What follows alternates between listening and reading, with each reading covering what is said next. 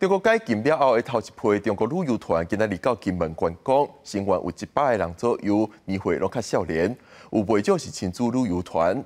陆委会表示，虽然当咧中国的年假期间，但是因为风台影响几落天，所以旅客并无讲真济。所来审批的标准甲方式会看人数济少来决定，敢有需要调整。可以来金门玩，开不开心？开心开心。有的带行李，有的带规家伙仔。游客陆续落船，过5年中国厦门游客团，初5早起坐8点半小三通新武义客轮到金门。团客甲自由行游客有116人，也互水头的通关大楼留了起来。对下当重返金门旅游旅客拢真欢喜。他第一次，我不是。终于可以来了，有没有很开心？有，所以你看，马上就带来了。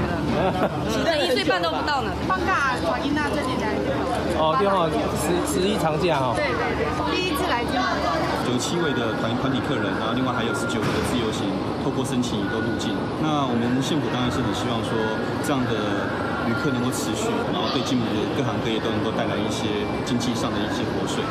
这摆中国游客团年龄层偏少年，其中袂少是亲子旅游，这也是伫顶地采锁团，甲团体游了后头一批迎来大量中国游客到金门旅游。旅游业者虽然陆界两岸观光渐渐恢复交流，不过也无奈表示希望政治唔通影响旅游。也是一个善意的吃出啦，蛮好，至少两岸的关系可以有一点缓和的氛围。但是要看我们台湾这边政府是不是能够。